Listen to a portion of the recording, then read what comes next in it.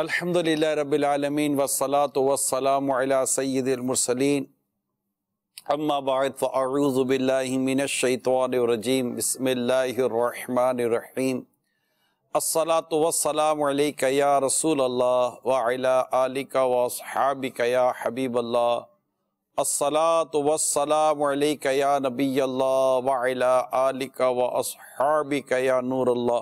مدنی channel کے ناظرین، سلسلہ ہے فیضان صدیق اکبر رضی اللہ تعالیٰ عنہ۔ اللہ کریم تمام عاشقان صحابہ اور اہل بیت کو صدیق اکبر رضی اللہ تعالیٰ عنہ کی برکتوں سے مالا مال فرمائے۔ اور یہ ایک خصوصی سلسلہ ہے، خصوصی پروگرام ہے جس کا مقصد حضرت سیدنا صدیق اکبر، عاشق اکبر، خلیفہ اول رضی اللہ تعالیٰ عنہ کے فضائل اور آپ کا گویا کی طرح سے ایک تعارف، آپ کی خصوصیات، آپ کے کمالات بیان کرنے کی ہم کوشش کریں گے۔ اور ظاہر ہے کہ ان کی محبت یہ کس قدر ایمان کو قوی کرتی ہے، یہ ہر ذی شعور اس کو سمجھ سکتا ہے کہ جس قدر صدیق اکبر رضی اللہ تعالیٰ عنہ کی محبت ہمارے دل میں ہوگی، انشاءاللہ اسی قدر ایمان ہمارا مضبوط اور قوی ہوتا چلا جائے گا۔ ابھی ہفتہ وار اجتماع کا سلسلہ رہا اور اس میں بھی الحمدللہ صدیق اکبر رضی اللہ تعالیٰ عنہ کے تعلق سے بیان کا سلسلہ بھی رہا، ذکر، دعا، صلاۃ و سلام۔ اور اب انشاءاللہ کچھ دیر کے لیے ہم ذکر عاشق اکبر رضی اللہ تعالیٰ عنہ کر کے اپنی دنیا اور آخرت کو سنوارنے کی کوشش کریں گے۔ مدنی چینل کے ناظرین، اس سے قبل کہ میں صدیق اکبر رضی اللہ تعالیٰ عنہ کے فضائل اور دیگر ان کے سیرت کے متعلق کچھ عرض کروں، ہم پہلے حضرت سیدنا صدیق اکبر رضی اللہ تعالیٰ عنہ کی ایک پیاری پیاری سی منقبت سنتے ہیں، یعنی جس میں ان کی تعریف کی گئی ہے، وہ سنتے ہیں انشاءاللہ۔ بیان ہو کی زبان سے صدیق اکبر کا بیان ہو کے زبان سے صدیق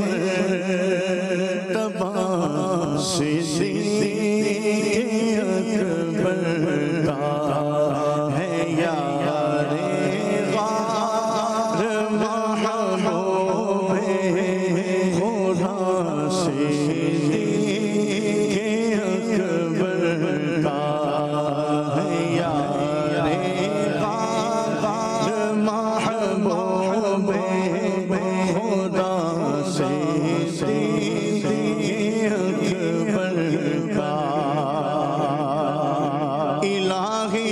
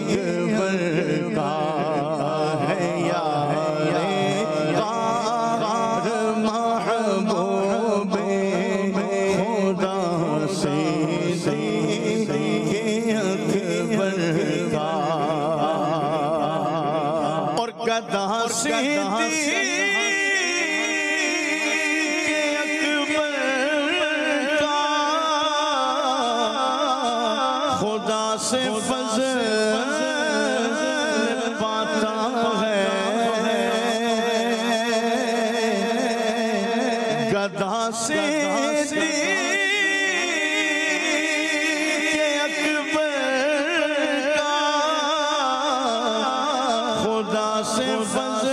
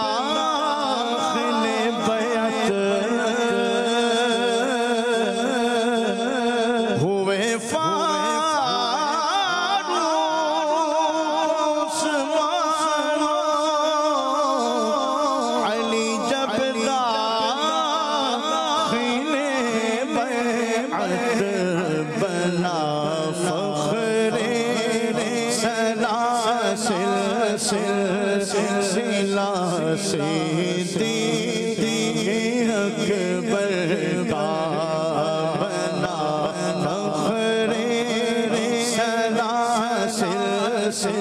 سلسلہ صدیق اکبر کا ہے یا غار محبوب خدا صدیق اکبر کا اور مقام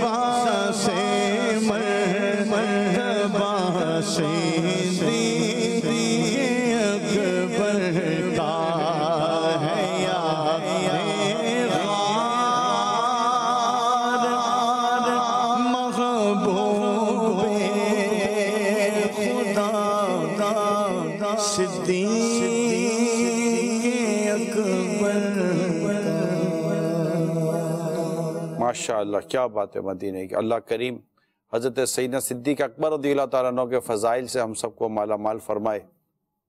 آپ کی زندگی کے اگر ہم پہلو پر غور کریں تو ایک ہے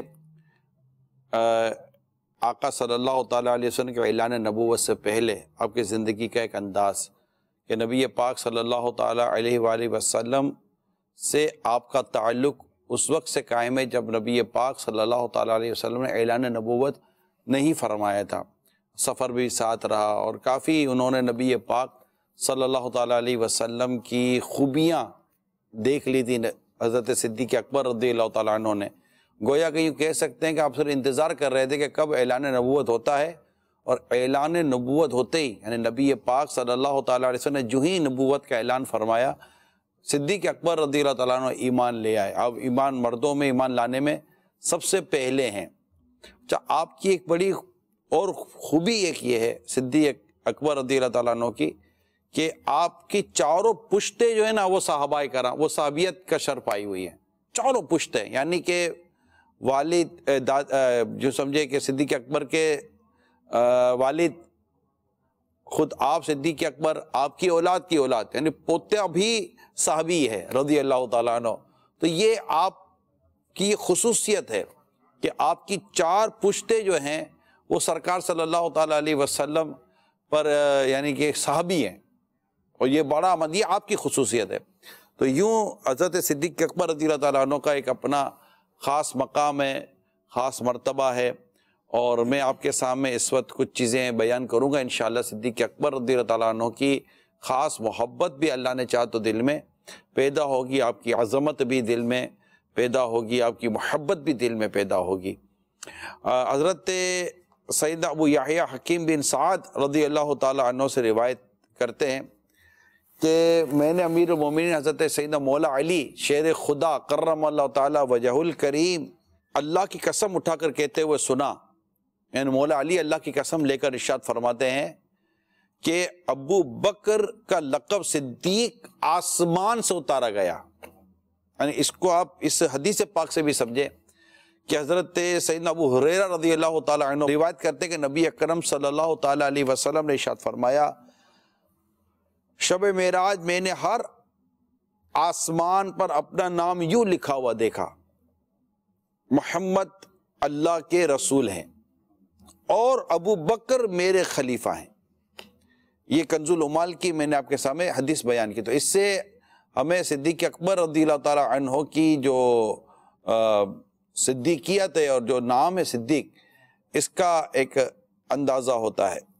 اچھا، آپ کا جو تجارت تھی یعنی کاروبار تھا وہ کپڑے کا تھا، تاجر تھے، بزنس مین تھے، اور بڑے بزنس مین تھے. یہ بھی بتا دوں، اور بڑے بزنس مین تھے کہ آپ اس وقت تجارت جو تھے نا وہ قریش اور مکے کے اہم لوگوں کا ایک جو کاروبار تھا، تجارت تھی، وہ ایک تجارت بہت بڑا ان کا ذریعہ تھا، ذریعہ معاش جس کو کہتے ہیں.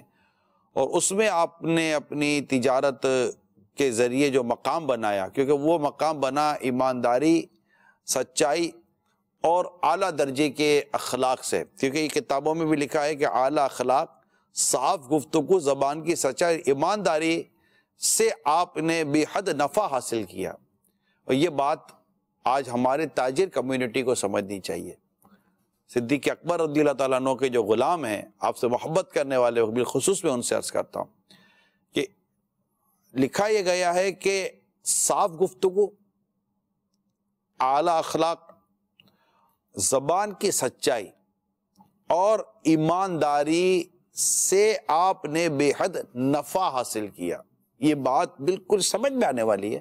آپ غور کریں گے تو انشاءاللہ آپ کو سمجھ میں آ جائے گی کہ جب ایک تاجر کے بارے میں یہ مشہور ہو جاتا ہے نا کہ یہ ایماندار ہے، کلیئر گفتگو کرتا ہے، کمنٹمنٹ پوری کرتا ہے، اخلاق بھی اس کے اچھے ہیں. بعض لوگ ہوتے ہیں کہ اخلاق اچھے نہیں ہوتے، حالانکہ یہ کم ہوتے ہیں تاجر، لیکن پھر بھی بعضوں کے ساتھ ہوتا ہے کہ ان کو بات کرنے کی اتنی زیادہ نہیں ہوتی تمیز. وہ بعض اوقات دکاندار بھی ان سے، مطلب گاہک بھی ان سے سیٹ نہیں ہوتا. اگرچہ یہ کم ہوتے ہیں مگر ہوتے ہیں. ان کو بعض اوقات کمپلین ہوتی ہے اور ہماری دکان پہ گاہک کیوں نہیں آتا، آپ کا جو ڈیلنگ کا طریقہ کار وہ صحیح نہیں ہے. بعض لوگ اتنے چالاکی والا کام کرتے ہیں کہ گاہک بھی کنفیوز ہو جاتا ہے کہ یار لگتا ہے یہ آدمی صحیح نہیں ہے، چلو یار.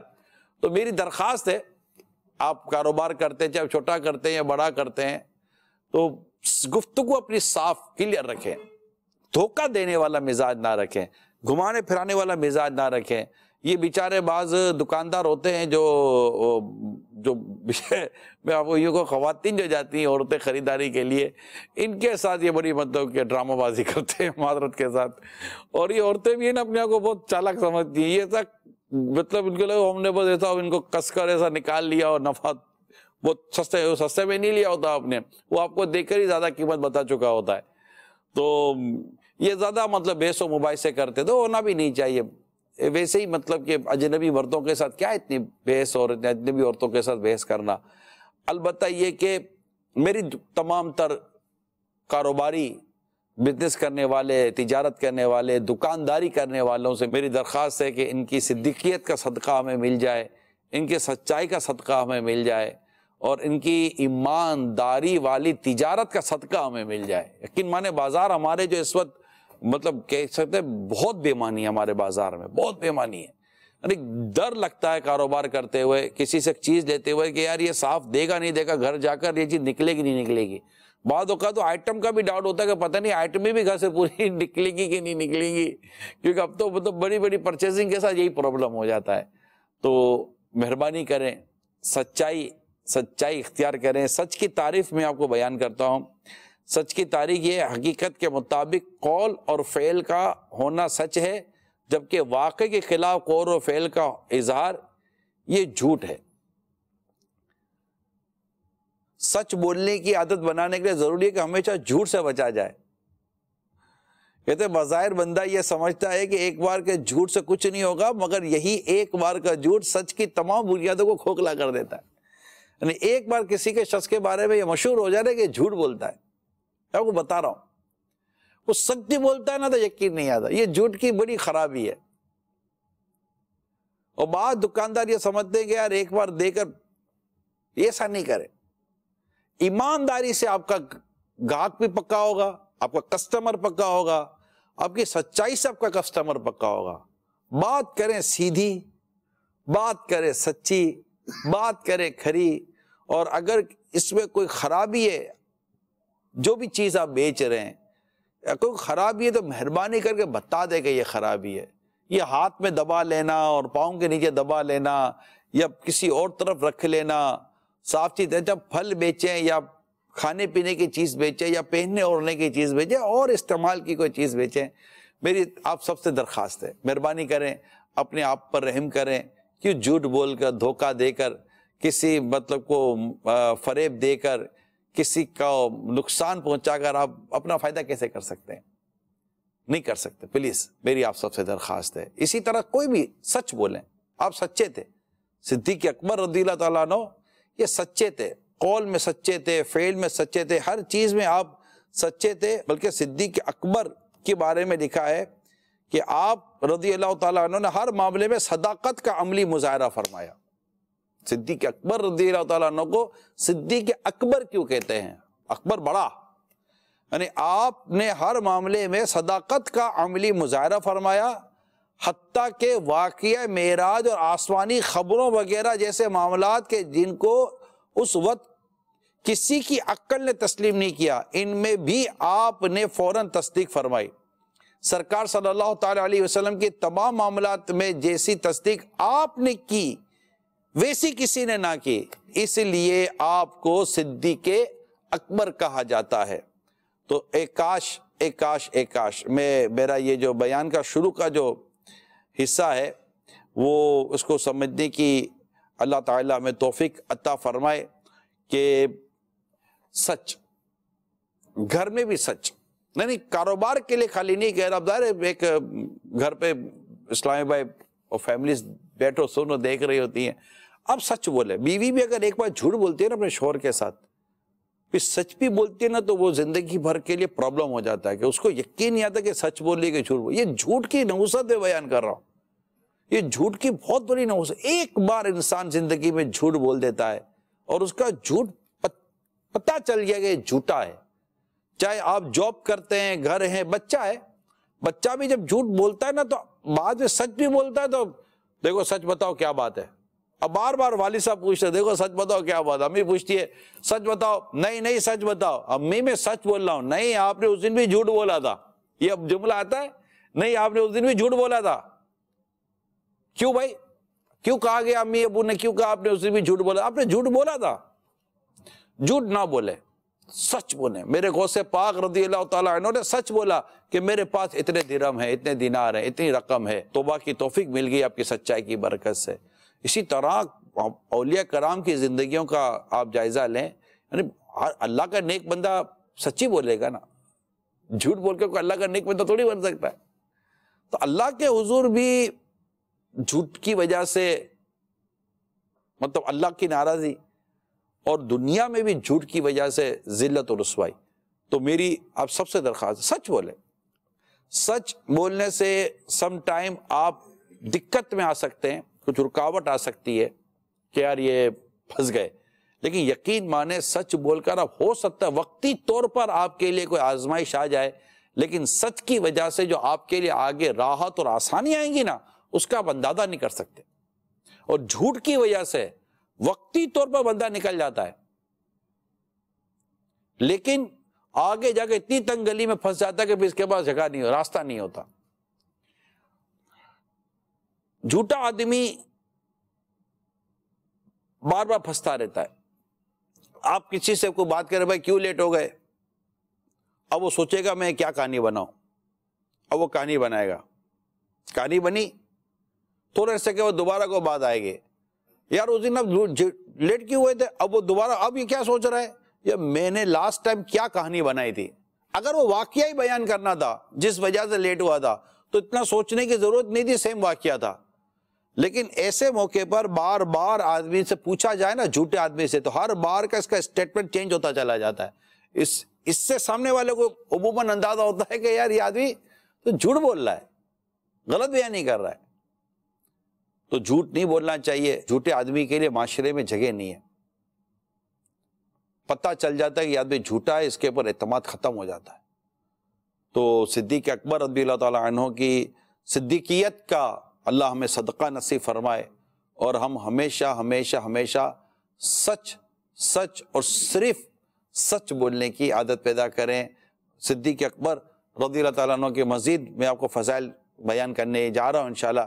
آئیے ایک دو اور اشعار صدیق اکبر کے فضائل پر سنتے ہیں انشاءاللہ.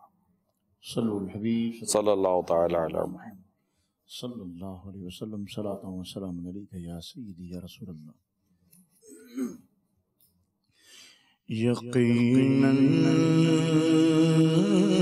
قوم بے خوف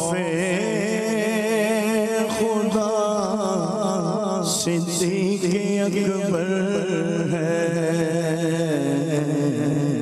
یقیناً منبع خوف خدا صدیق اکبر ہے. حقیقی عاشق خیر الورا صدیق اکبر ہے. طبیب مریض لادوا صدیق اکبر ہے. طبیب مریض لادوا صدیق اکبر ہے. غریبوں بے کسوں کا آسرا صدیق اکبر ہے. غریبوں بے کسوں کا آسرا صدیق اکبر ہے. سبھی اصحاب سے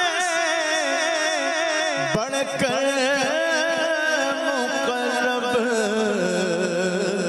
سانس ہے ان کی. سبھی اصحاب سے بڑھ کر مقرب سانس ہے ان کی. رفیق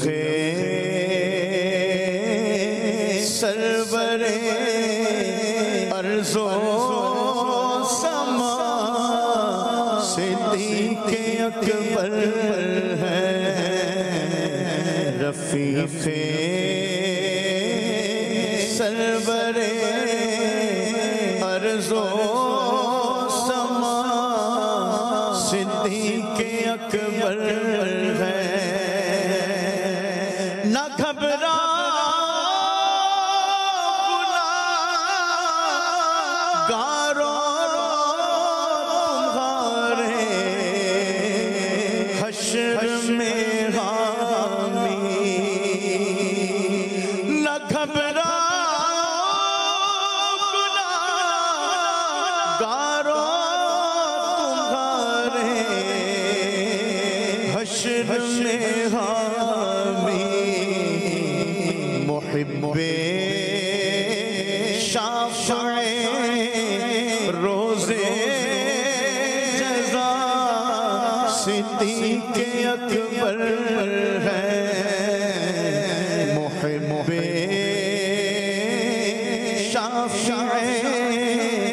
روزے جزا صدیق اکبر ہے ہلاکت خیز طغیانی ہو یا ہو موج طوفانی ہلاکت خیز طغیانی یا ہو موج طوفانی نہ ڈوبے اپنا بیڑا نہ خدا صدیق اکبر ہے نہ ڈوبے اپنا بیڑا نہ ڈوبے اپنا بیڑا نہ خدا صدیق اکبر ہے گناہوں کے مرض نے نیم جاگے کر دیا مجھ کو گناہوں کے مرض نے نیم جاگے کر دیا مجھ کو طبیب بس میرے تو آپ یا صدیق اکبر ہے طبیب بس میرے تو آپ یا صدیق اکبر ہے نہ ڈر آفت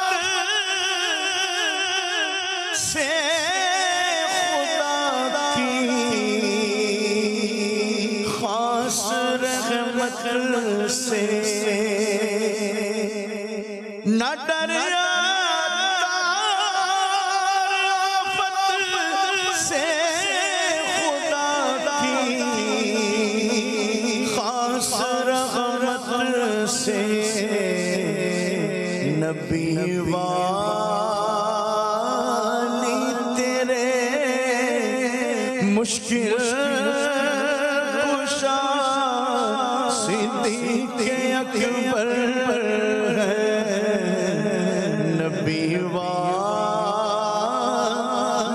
تیرے مشکل کشا صدیق اکبر ہے حقیقی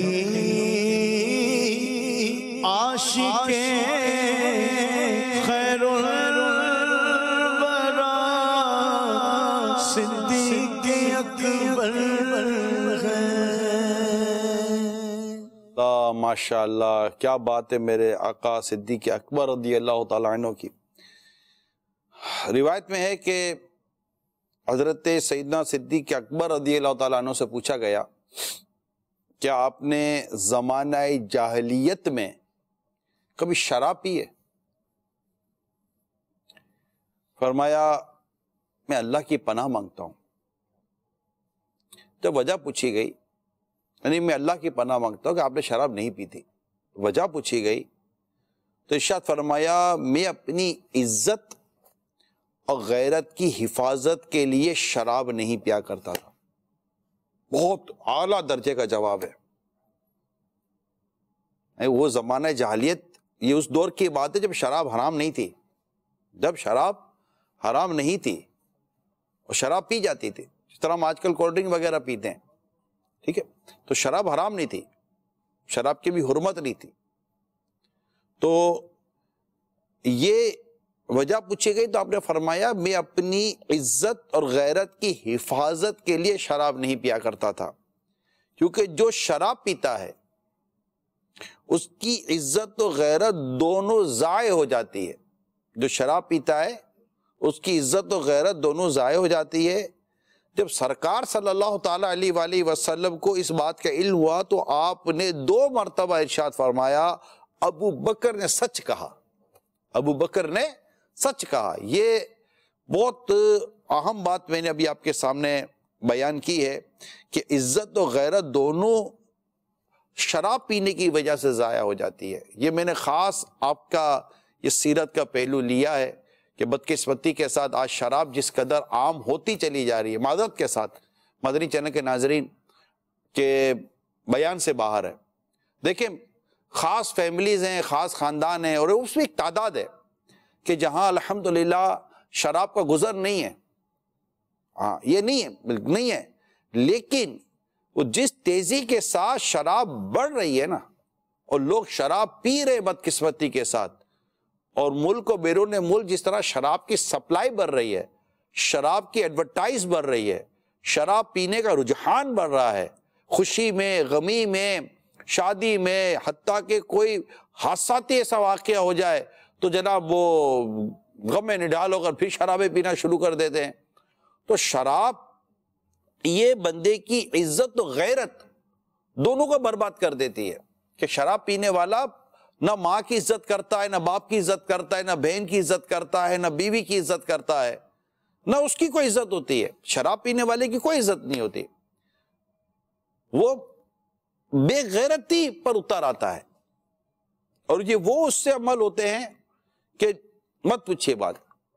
یعنی ایک شرابی کی عقل اتنی برباد ہو گئی کہ وہ پیشاب سے وضو کر رہا ہے، بولے آپ، عقل ختم ہو جاتی ہے. میں آپ کو بتاؤں شراب کے تعلق سے، اللہ تعالیٰ آپ کی اور ہم سب کی حفاظت فرمائے. نبی پاک صلی اللہ تعالیٰ علیہ وسلم نے ارشاد فرمایا ہر نشہ آور چیز شراب ہے، ہر نشہ آور چیز شراب ہے، اور ہر نشہ آور چیز حرام ہے. ایک اور روایت میں ہے کہ آپ نے فرمایا ہر نشہ آور چیز شراب ہے اور ہر شراب حرام ہے. ایک اور حدیث پاک میں ہے اللہ تعالیٰ نے شراب اور اس کی قیمت یعنی کمائی، مردار اور اس کی کمائی، خنزیر اور اس کی کمائی کو حرام قرار دیا ہے. شراب کی کمائی، مردار اور اس کی کمائی، اور خنزیر اور اس کی کمائی کو حرام قرار دیا. ایک بار پھر حدیث سنیے، شراب اور اس کی کمائی، مردار اور اس کی کمائی، خنزیر اور اس کی کمائی کو حرام قرار دیا ہے. تو جو شراب کا کاروبار کرتے ہیں نا، ان کو بھی اللہ تعالیٰ سے ڈرنا چاہیے. شراب دینے والا، شراب بیچنے والا، شراب بنانے والا، شراب بھرنے والا، شراب اٹھانے والا، بہت کل 10 لوگوں پر لعنت کی گئی ہے شراب کے تعلق سے. تو مدنی چینل کے ناظرین، اب اس میں ایک بات یہ ہے کہ سننے والوں میں سے ہوگا یار ہم تو شراب نہیں پیتے. اللہ کا شکر ہے، اللہ تعالیٰ نے بچایا اور اللہ بچا کر رکھے. لیکن کیا معاشرے میں شراب نہیں پی جا رہی؟ شراب تو پی جا رہی ہے معاشرے میں، اور ٹھیک ٹھاک پی جا رہی ہے. تو آپ یہ کیسے سمجھ رہے ہیں کہ اگر ہم اب بھی تو نہیں ہے مبتلا، کل ہماری نسلیں مبتلا نہیں ہو جائیں گی؟ اس کی کیا گارنٹی ہے؟ کرنا کیا چاہیے؟ کرنا چاہیے کہ ہمیں نیکی کی دعوت عام کرنی چاہیے، خوف خدا پیدا کرنے والے کام کرنے چاہیے. مثال کے طور پر مدنی قافلوں پہ سفر ہو رہا ہوتا ہے، ہفتہ وار اجتماعات کی ترکیب ہوتی ہے. یہ دعوت اسلامی کے یہ جو دینی کام کے جو پروگرام ہیں، جو دینی کام کے جو انداز ہے گلی گلیوں میں، مسجد سطح پر، اس کو پروموٹ کریں آپ. جی ہاں، اصلاح امت کا پروگرام دعوت اسلامی کے 12 دینی کام، یہ بہترین کام ہے. یعنی یہ صرف یہ تنظیمی، آپ کو لگے گا کہ ایک تنظیم کی بات ہے، ہاں تنظیم کی بات ہے، مگر تنظیم کیوں ہے؟ اصلاح امت کے لیے تنظیم بنی ہے، نیکی کی دعوت عام کرنے کی تنظیم بنی ہے، ایمان کے تحفظ کی بات کرنے کے لیے اور ایمان کے تحفظ کی ترکیب بنانے کے لیے تنظیم بنی ہے دعوت اسلامی. دعوت اسلامی جو کام کر رہی ہے، جن شعبوں میں کام کر رہی ہے، اس کے مقاصد کیا ہیں؟ پرپس خود مدنی چینل دیکھ لیں، مقصد کیا ہے؟ آپ سے جو بات ہوتی ہے مقصد کیا ہوتا ہے؟ عموماً مقصد یہی بنے گا نا کہ مجھے اپنے ساری دنیا کے لوگوں کی اصلاح کی کوشش کرنی ہے۔ اب آپ مسجد میں لائیں گے، نماز کے لیے لائیں گے، نیکی کی دعوت کے لیے لائیں گے، آپ مدنی قافلوں میں سفر کرائیں گے، اصلاح اعمال نیک اعمال کے رسالے پر عمل کروائیں گے، آپ فجر کی نماز کے لیے بلائیں گے، فجر کی نماز پڑھوائیں گے، فجر کی نماز کے بعد کے حلقوں میں بٹھائیں گے، تفسیر قرآن سنیں گے، سنائیں گے، درس سنیں گے، سنائیں گے، چوک پہ جا کر درس دیں گے، پڑھیں گے، پڑھائیں گے، اسی طرح علاقہ دورہ کر کے اسلامی بھائیوں کو عاشق رسول کو جمع کر کے مسجد میں لے کر آئیں گے، اسلامی بہنیں اپنے اجتماعات کر رہی ہوں گی، اپنے دینی کام کر رہی ہوں گی، درس و بیان کر رہی ہوں گی، اپنے کورسز کر رہی ہوں گی، دعوت اسلامی کے کورسز ہیں، نیکی کی دعوت ہے، امام بنائے جاتے ہیں، مسجد بنائی جاتی ہے، مدرسۃ المدینہ بنائے جاتے ہیں، جامعۃ المدینہ بنائے جاتے ہیں، عالم بنائے جاتے ہیں، حافظ بنائے جاتے ہیں، مفتی بنائے جاتے ہیں، مبلغ بنائے جاتے ہیں، کورسز کروائے جاتے ہیں، امامت کے کورس کروائے جاتے ہیں۔ ان تمام تر چیزوں کے لیے چندہ بھی لیا جاتا ہے، ڈونیشن بھی لیا جاتا ہے، اور اس کے علاوہ اور بہت سارے کام، فلاحی کام، یہ سارے کام جو بھی دعوت اسلامی کے اب یہ دینی کام، فلاحی کام اور یہ مذہبی طور پہ جب ایکٹیویٹیز دیکھتے ہیں، یہ پورے کے پورا اگر دیکھیں تو ایک نچوڑ آپ کو اگر کہیں ملے گا تو وہ اصلاح امت ملے گی، غم خواری امت ملے گی، خیر خواہی امت ملے گی۔ صدیق اکبر رضی اللہ تعالیٰ عنہ کی ایک شان میں نے پڑھی تھی کہ صدیق اکبر رضی اللہ تعالیٰ عنہ امت کے تعلق سے نبی پاک صلی اللہ تعالیٰ علیہ وآلہ وسلم کا ایک بڑا پیارا ارشاد میں نے پڑھا تھا، جو آپ نے صدیق اکبر رضی اللہ تعالیٰ عنہ کی شان میں بیان کیا۔ ابن ماجہ کی روایت ہے کہ نبی پاک صلی اللہ تعالیٰ علیہ وسلم فرما، میری امت میں سے امت کے حال پر سب سے زیادہ مہربان ابو بکر ہیں۔ یعنی امت پر مہربانی کا معاملہ، اور یہ حقیقت ہے، جس انداز پر صدیق اکبر رضی اللہ تعالیٰ عنہ نے اپنا کاروبار چھوڑا، یعنی جب سرکار صلی اللہ تعالیٰ علیہ وسلم کا وصال پاک ہوا، آپ دنیا سے جب آپ انتقال فرما گئے، وفات مبارک ہو گئی، جس کو ہم وصال ظاہری کہتے ہیں، جب یہ معاملہ ہو گیا تو جو امت کی اس وقت جو کیفیت تھی اور جو حالات تھے وہ بیان سے باہر ہیں۔ مصطفیٰ کریم صلی اللہ تعالیٰ علیہ وسلم دنیا سے پردہ فرما گئے، اس وقت جو حالات پیدا ہوئے تھے وہ خود ایک بہت بڑا موضوع ہے، بہت بڑا ٹاپک ہے، اس پہ بہت ڈیٹیل ہے، مگر ایسی حالت میں جہاں کشتی کا یہ حال ہے، اس کشتی کو سنبھالا دیا ابو بکر صدیق رضی اللہ تعالیٰ عنہ نے۔ جی ہاں، امت پر مہربان، سب سے زیادہ جو امت پر مہربان ہے نبی پاک، یعنی کہ محبوب کریم خود فرمائے، رحمت للعالمین فرمائے، ہمارے نبی پاک فرمائے کہ میری امت کے حال پر سب سے زیادہ مہربان، میری امت پر سب سے زیادہ مہربان ابو بکر ہیں، تو ان کی مہربانی کا عالم کیا ہوگا؟ تو گویا کہ صدیق اکبر رضی اللہ تعالی عنہ کا یہ فیضان کہ امت کے لیے کیا جائے کچھ کام، یہ دعوت اسلامی کے حصے میں آیا ہے، جس کے میں توجہ دلانا چاہ رہا ہوں۔ دیکھیں، جوا، شراب، جھوٹ، ملاوٹ، باطنی بیماری، غیبت، حسد، چگلی، گھر کے گھر تباہ برباد، جو کچھ ہو رہا ہوتا ہے، معاشرے کا جو حال ہو رہا ہوتا ہے، کیونکہ کورونا بھی سچی بات یہ ہے، کورونا بھی ہمیں ہم سدھرے ودھرے نہیں ہے کیسے خاص، الا ماشاء اللہ، یعنی ایسا نہیں ہوا کہ کورونا میں جب مارکیٹ بند ہوئی تو مسجد آباد ہو گئیں، اولا مسجد بند تھی تو کون سے گھروں میں ہم نے نمازیں پڑھ لی تھی؟ کورونا نے کتنے بے نمازی بنا دیے، کورونا کی وجہ سے ڈر، خوف، موت کے ڈر سے ماسک لگا لیا عورتوں نے بھی، خدا کے ڈر سے پردہ نہ کیا، یعنی اللہ کے ڈر سے، اللہ کے خوف سے چہرہ چھپانے کی توفیق عطا ہو، یا کورونا کے ڈر سے چہرہ چھپانے کا سارا معاملہ ہو گیا، یہ چوٹ کر رہا ہوں سمجھانے کے لیے کہہ رہا ہوں۔ مرد اب ہاتھ نہیں ملاتے، تو مرد اور عورتیں تو ہاتھ ملاتے تھے نا، اب مرد اور عورت بھی ہاتھ نہیں ملاتے ہوں گے، کیوں بھائی؟ SOP اسٹینڈرڈ کو فالو کرو، ہاتھ نہیں ملانا ہے۔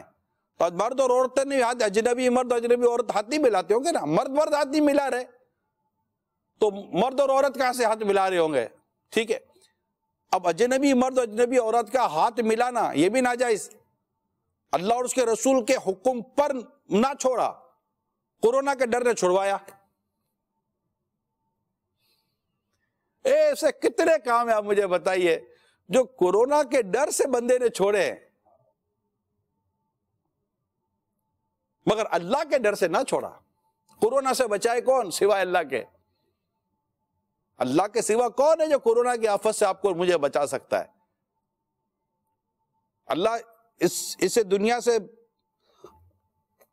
دفع فرما دے، یہ چلا جائے دنیا سے، مگر آپ دیکھیے فرسٹ ویو سیکنڈ ویو پتہ نہیں کیا کیا باتیں آ رہی ہوتی ہیں، آگے مزید نہ جانے کتنا مطلب کہ وہ سمجھانے ڈرانے والے اپنے اپنے طور پر تجربات میں ڈراتے گھبراہٹ پیدا کرواتے ہیں۔ لیکن پیارے اسلامی بھائیوں، اللہ ہی ہے نا جو بچانے والا ہے۔ تو دعوت اسلامی نے یہ جو کام شروع کی ہے، دینی کام، اس میں کیا ہے؟ قرآن کریم درست ہوتا ہے، نمازیں درست ہو جاتی ہیں، کورسز کروائے جاتے ہیں، تو وہ جو دیکھنے سننے والے عاشقان رسول ہیں، اسے یوں سمجھے کہ دینی کام جس کا ہم آپ کو دعوت دیتے ہیں دعوت اسلامی کے ذریعے کہ یہ کریں، آپ آئیں، ہمارے ویلفیئر کے کام میں حصہ لیں، FGRF میں حصہ لیں، دعوت اسلامی کے دیگر جو دینی مصروفیت ایکٹیویٹیز ہیں، دینی کام ہیں، ان میں آپ حصہ لیں، مسجد کی آباد کاری میں حصہ لیں۔ یہ جو کچھ ہے یہ اصلاح امت کے پروگرام ہیں، اصلاح امت کے کام ہے۔ یہ نیکی کی دعوت سے دل میں خوف خدا اور عشق رسول پیدا ہوتا ہے، اور وہاں وہ گناہوں سے بچنے کی صورت بنتی ہے۔ تو شراب سے اگر اس قوم کو ہم بچانا چاہتے ہیں تو ہمیں نیکی کی دعوت عام کرنی پڑے گی، دل میں خوف خدا پیدا کرنا پڑے گا، اور انہیں دعوت اسلامی کے ماحول سے وابستہ کرنا پڑے گا، انہیں شراب کی نحوست و شراب کی اس خرابی سے آگاہ کرنا پڑے گا۔ اور اللہ توفیق دے، ہمارے جو مطلب کہ ادارے ہوتے ہیں انہیں اپنا فعال کردار ادا کرنا پڑے گا۔ جب شراب پینے والے کو پتہ ہے کہ شراب کہاں ملتی ہے تو کیا شراب پر جبکہ شراب نہ بکے تو کیا ان کو نہیں پتا ہوگا کہ شراب کہاں سے ملتی ہے، کون بیچتا ہے شراب، کون بناتا ہے شراب، کون امپورٹ کرتا ہے شراب؟ حالانکہ ایک اطلاع کے مطابق شاید ہزاروں یا لاکھوں بوتلیں ہو سکتا ہے کہ بلڈوز کی جاتی ہوں، لیکن اب اس مردار پہ کیا للچایا دنیا دیکھی بھالی ہے، کتنی بلڈوز ہوئی ہیں اور کتنی نکل گئی، کتنی بک گئی، کتنی بازار میں آئی۔ بھائی کہاں سے بکتی ہے یہ نشہ؟ یہ شراب کہاں سے بکتی ہے؟ نشہ کہاں سے بکتا ہے؟ یہ چرس، یہ ہیروئن اور یہ منشیات کی چیزیں یہ کہاں سے بکتی ہیں؟ پینے والے کو جب مل جاتی ہیں تو کیا ادارے والوں کو نہ پتا ہوگا کہاں ملتی ہیں؟ تو چلو یہ ٹاپک ہے الگ، اب اس پہ کیا زیادہ بحث کرنا، ڈیٹیل میں جانا۔ میں تو ہم آپ اور میں اپنی بات کریں کہ کیا آپ اور میں مل کر اس کو ختم نہیں کرنا چاہتے؟ کوشش تو کر سکتے ہیں نا بھائی۔ اس وقت تھیلی سیمیا فری پاکستان پر دعوت اسلامی کوشش کر رہی ہے، رائٹ، کہ تھیلی سیمیا یہ مرض ختم ہو جائے پاکستان سے۔ ہم اس کے لیے اویئرنیس دے رہے ہیں، معلومات فراہم کر رہے ہیں کہ اس کے نقصانات یہ ہیں کہ اگر یہ نکلے گا، اگر اس طرح کا ٹیسٹ پوزیٹیو آ جاتا ہے تو یہ پرابلم ہے، پھر اس کا یہ حل ہے، ٹیسٹ کروائیے، یہ احتیاطیں کیجیے وغیرہ وغیرہ کر رہے ہیں نا، کیوں کہ ہم ہمارے ملک کو اور اس کے بعد انشاءاللہ اس کے علاوہ دیگر ممالک کی طرف بڑھیں گے تاکہ تھیلی سیمیا ختم ہو جائے۔ ہمارا تھیلی سیمیا بہت پرابلم ہے، لیکن نشہ کا کم پرابلم ہے۔ ایک تھیلی سیمیا کا مریض بیٹا ہے، وہ یقیناً ماں باپ کے لیے بہت تکلیف کا سبب ہے، لیکن ایک ہیروئنچی بیٹا، ایک چرس پیتا ہوا بیٹا، ایک شراب پیتا ہوا بیٹا، ایک جوا کھیلتا ہوا بیٹا، کیا ماں باپ کے لیے کم تکلیف دہ ہے؟ نہیں نا، کتنی تکلیف ہوگی اس کو ماں باپ کو۔ اس تھیلی سیمیا کے بچے پر ہر ماہ ہزاروں روپے خرچ کر کے اس کا خون کا اس کو مطلب کہ وہ پروسیجر کیا جاتا ہے، یقیناً تکلیف ہے۔ اللہ کریم ان ماں باپ کے لیے آسانیاں پیدا کرے اور تھیلی سیمیا کے مرض اللہ کرے جلد ختم ہو جائے، اللہ ان بچوں کو صحت و تندرستی عطا فرمائے۔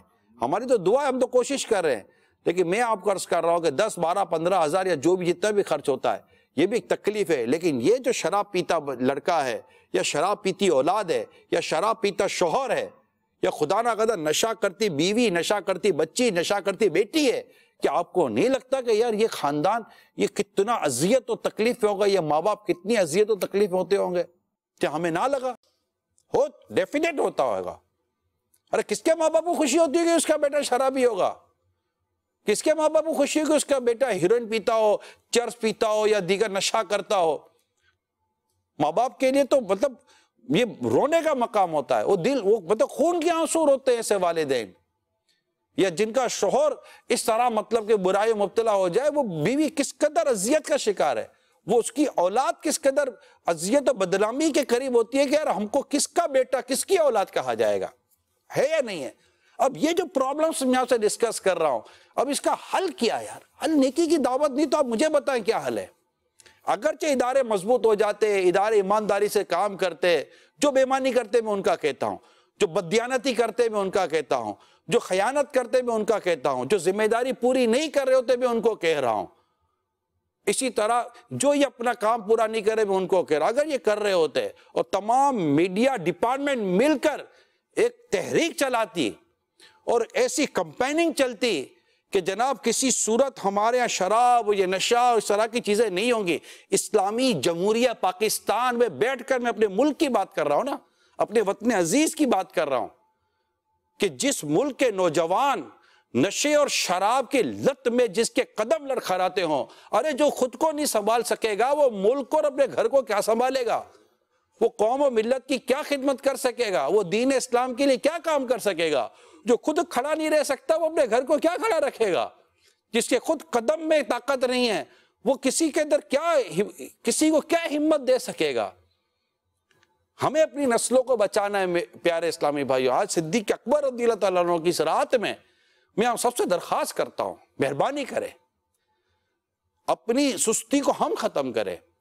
جی ہاں، کروڑوں مسلمان ہیں جو نیکی کی دعوت نہیں دے رہے، بلکہ ایک تعداد یا شیخ اپنی اپنی دے گا۔ ارے چھوڑو یار، کیوں چھوڑے؟ کس وجہ سے چھوڑیں؟ آپ کے محلے میں آگ لگی ہوئی، آپ بجھاؤ گے نہیں، کل آپ کا گھر نہیں جلے گا؟ آپ کے گلی محلے میں آگے پیچھے جو لوگ اس طرح جوا، شراب اور عجیب و غریب قسم کی کام کرتے ہیں، کیا کل آپ کو نہیں تھا آپ کی اولاد خدا نہ خواستہ اس کی نظر ہو جائے؟ خدا نہ خواستہ یہی معاشرہ ہے نا، ہم نے نہیں روکا۔ آج ہماری چھوٹی چھوٹی بچیاں بدکاری کا شکار ہو رہی ہیں، ہمارے چھوٹے چھوٹے بچے بدفعلی کا شکار ہو رہے ہیں۔ بہت شور مچتا ہے میڈیا پر، یہ ہو گیا، یہ ہو گیا، یہ ہو گیا۔ سوشل میڈیا پر تو جناب پوسٹر چلنے شروع ہو جاتے، 4 دن کے بعد کوئی بولنے پوچھنے والا نہیں ہوتا۔ نیا کیس آ گیا، نیا کیس آ گیا، نیا کیس آ گیا، تو روزانہ ہر تھوڑے دنوں کے بعد ایک نیا کیس ہے، اور ایک نیا کیس آتا، سارے پرانے کیس دب جاتے ہیں، سب بھول جاتے ہیں۔ پیارے اسلامی بھائیوں، کہاں وہ زینب بچی کا کیس کدھر گیا؟ بھول گئے۔ اس کے بعد کتنے کیس ہو گئے؟ بھول گئے۔ اس کے بعد کتنے کیس ہوئے؟ بھول گئے۔ کتنے کالے منہ والے کیس ہوئے؟ بھول گئے۔ بھول جاتے، ایک سے ایک نیا کیس آ جاتا ہے۔ ہمیں تو سوشل میڈیا کے ذریعے کچھ نہ کچھ آگاہی ہوتی رہتی ہے، تو یہ میرے پاس بھی ہے تو صحیح نا موبائل، تو کچھ نہ کچھ آ جاتا ہے، کہیں سے کہیں پوسٹ آ جاتی ہے، کہیں سے کوئی تحریر آ جاتی ہے، کہیں سے کچھ اور آ جاتا ہے، جناب یہ ہو رہا ہے، یہ ہو رہا ہے، بہت شور مچا ہوا ہے۔ کچھ چھوٹے موٹے سے کلپ آ جاتے ہیں تو سمجھ آ جاتے ہیں جناب یہ کچھ ہو رہا ہے۔ لیکن کیا شور کرنے سے اس طرح کرنے ہو جائے؟ پراپر پلاننگ، پروگرامنگ کدھر ہے؟ سوسائٹی کو، معاشرے کو ان تمام تر نحوستوں اور گندگیوں سے پاک کرنے کی پلاننگ کدھر ہے؟ منصوبہ بندی کدھر ہے؟ بھائی گلی کوچوں میں جس طرح ہم نے صفائی کرنے والے لوگ رکھے ہیں کہ بھائی صفائی ہوگی تو ہوگا نا، اداروں میں لوگ ہوتے بھائی صفائی ہوگی تو ہوگا نا، ایک پروگرام میرے، ایک منصوبہ بندی ہے۔ بھائی لوگ تو آ کر کچرا پھینکیں گے، لوگ تو گندگی کریں گے، لیکن گندگی کو صاف کرنے کا کوئی سسٹم ہے، کوئی نظام ہے نا، نہ بنائیں تو گلی کوچے محلے علاقے سب گندگی سے بھرے ہوئے ہوں گے، اور وہاں جو کام نہیں کر رہے ہوتے آپ دیکھیں ان گلی کوچوں میں گندگی بھری ہوئی ہوتی ہے۔ کوئی سسٹم، کوئی نظام، کوئی پلاننگ تو ہوگی نا، منصوبہ بندی تو ہوگی۔ اسلام و دین نے ایک خوبصورت سسٹم دیا ہم کو، نیکی کی دعوت اور برائی سے منع کرنا، بہترین سسٹم ہے، بہترین نظام ہے۔ اس کی پوری ایک مطلب کہ پورا ایک ٹاپک، پورا ایک سبجیکٹ ہے جو دعوت اسلامی لے کر چل رہی ہے، اور الحمدللہ اس کی برکت ہے۔ پچھلے دنوں مجھ سے کسی نے پوچھا تھا کہ بھائی آپ یہ بتائیں، دعوت اسلامی کو 40 سال سے زیادہ ہو گیا، دعوت اسلامی نے کیا اچیو کیا؟ آپ کچھ بتا سکتے ہیں کہ سوسائٹی میں، مجھ سے پوچھا باقاعدہ کہ سوسائٹی میں، معاشرے میں آپ نے کیا کنٹریبیوشن کیا اس کی بہتری کے لیے؟ میں نے کہا کتنے لوگ ہم سے وابستہ ہیں؟ لاکھوں لوگ ہوں گے۔ میں یہ لاکھوں لوگ اگر ہمارے ساتھ نہ ہوتے تو کہاں ہوتے؟ یو آر ٹرو، کہ تم صحیح کہہ رہے ہو، میں یہ لاکھوں لوگ نہ ہوتے تو کہاں ہوتے؟ یہ کیا کر رہے ہوتے ہیں؟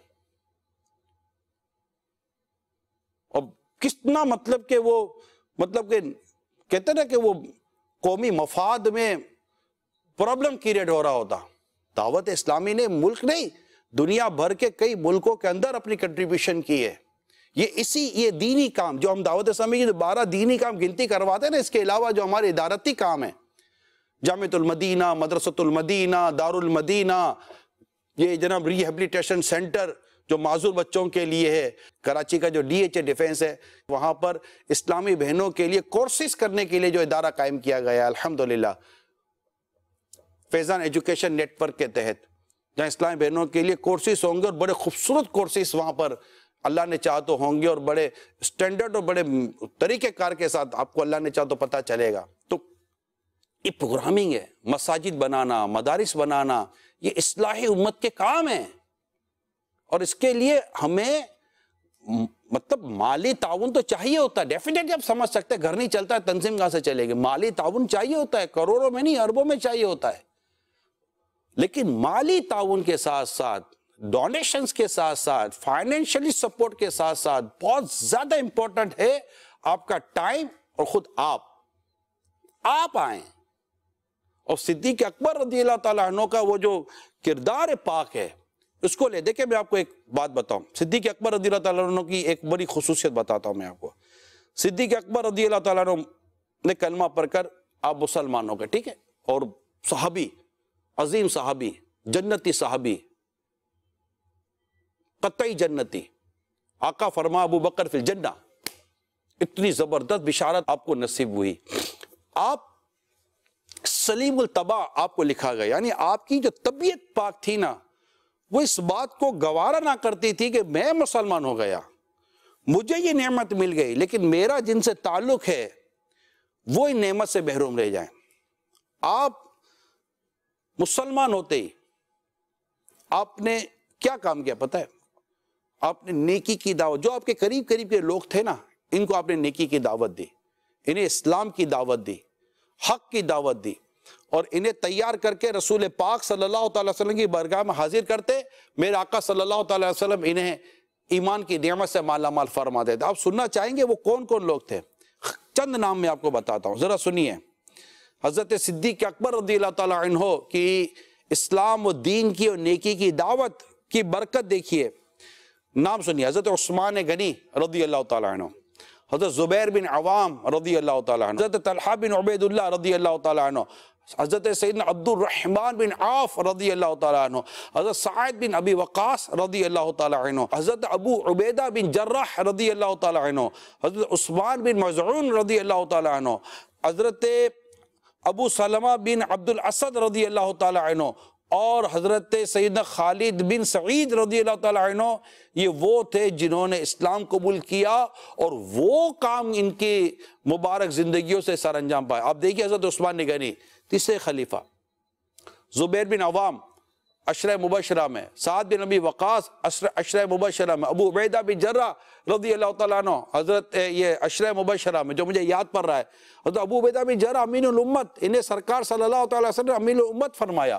عبد الرحمن بن عوف رضی اللہ تعالیٰ عنہ، ان کو بھی جنت کی بشارت دی. حضرت سعد بن ابی وقاص رضی اللہ تعالیٰ عنہ، جنہوں نے جنگ میں، جہاد میں نبی پاک صلی اللہ تعالیٰ علیہ وسلم کے وہ عمل کیا، اور وہ دشمنوں پر وہ تیر برساتے کہ میرے آقا تیر دیتے جاتے، فرماتے ساتھ تیر چلا، میرے ماں باپ تجھ پر قربان.